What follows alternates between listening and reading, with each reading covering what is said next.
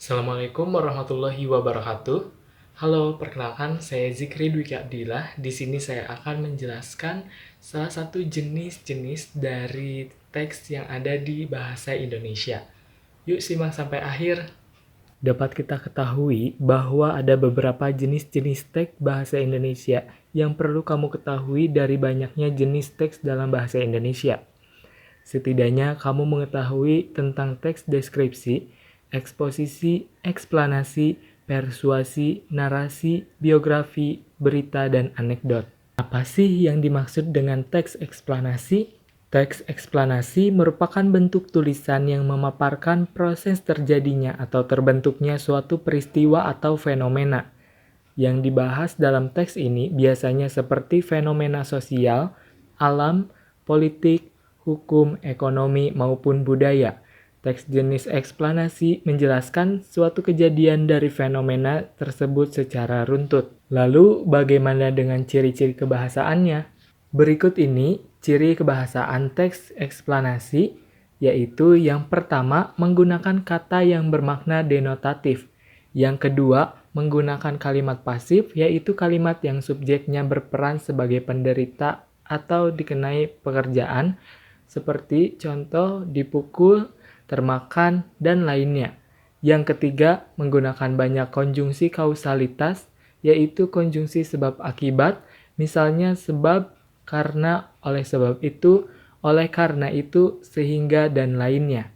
Yang keempat, dimungkinkan menggunakan istilah ilmiah atau banyak kata teknis sesuai dengan topik yang dibahas. Contoh, konflik sosial, atmosfer, tsunami, banjir, dan lainnya. Yang kelima, fokus pada hal umum atau generik. Lalu, bagaimana strukturnya? Struktur dari teks eksplanasi yang disusun dengan struktur yang terdiri atas bagian-bagian yang memperlihatkan pernyataan umum atau pembukaan, deretan penjelasan atau isi, dan interpretasi atau penutup. Berikut penjelasannya. Yang pertama, pernyataan umum atau pembukaan. Pernyataan umum berisi tentang topik yang akan dijelaskan seperti proses terjadinya, proses keberadaannya, proses terbentuknya, dan sebagainya. Sifatnya ringkas, menarik, dan jelas hingga mampu membangkitkan minat pembaca untuk membaca secara detail. Dalam pernyataan umum, juga memuat hal-hal yang menjawab pertanyaan tentang peristiwa tersebut, khususnya seperti apa, kenapa, dan bagaimana. Yang kedua, ada deretan penjelasan atau isi.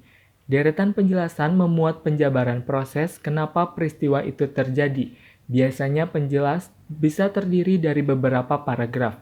Dalam paragraf penjelas bukan hanya terkait dengan fenomena, tetapi menekankan pada proses bagaimana hal itu bisa terjadi.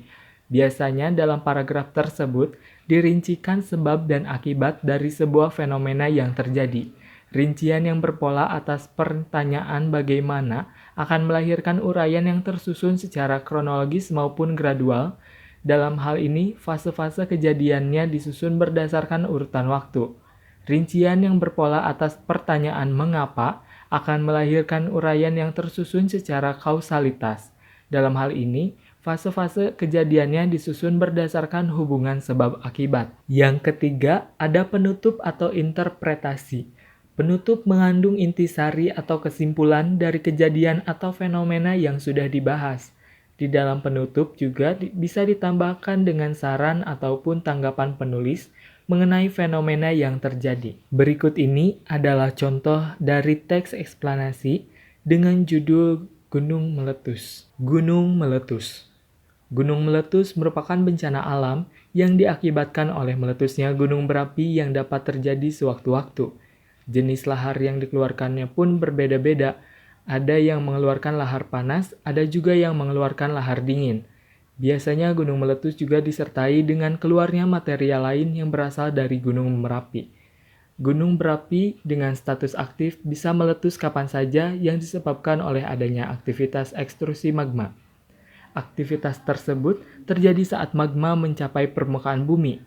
Peristiwa gunung meletus bisa terjadi di daerah dengan dataran tinggi yang terdapat gunung berapi di sekitarnya. Selain adanya aktivitas gunung berapi, gunung meletus dapat disebabkan oleh gempa bumi atau seisme. Peristiwa gunung meletus biasanya terjadi dalam kurun waktu tertentu. Di Indonesia, banyak gunung berapi yang masih aktif dan biasanya memiliki siklus peningkatan aktivitas yang terjadi dalam beberapa tahun sekali. Jika kamu tinggal di sekitar gunung aktif, jangan takut atau khawatir berlebihan. Dengan mengenali gejala bencana alam, maka kamu dapat menyelamatkan diri. Bagian pernyataan umum dijelaskan dari gunung meletus merupakan bencana alam yang diakibatkan oleh meletusnya gunung berapi yang dapat terjadi sewaktu-waktu, sampai biasanya gunung meletus juga disertai dengan keluarnya material lain yang berasal dari gunung Merapi. Bagian kedua, yaitu bagian isi atau eksplanasi, dijelaskan dari gunung berapi dengan status aktif bisa meletus kapan saja yang disebabkan oleh adanya aktivitas ekstrusi magma, sampai selain adanya aktivitas gunung berapi, gunung meletus dapat disebabkan oleh gempa bumi atau seisme. Bagian terakhir, yaitu bagian interpretasi, dijelaskan dari peristiwa gunung meletus biasanya terjadi dalam kurun waktu tertentu, sampai jika kamu tinggal di sekitar gunung aktif, jangan takut atau khawatir berlebihan. Dengan mengenali gejala bencana alam, maka kamu dapat menyelamatkan diri. Berikut yang dapat saya sampaikan mengenai teks eksplanasi. Akhir kata, saya ucapkan terima kasih. Wassalamualaikum warahmatullahi wabarakatuh.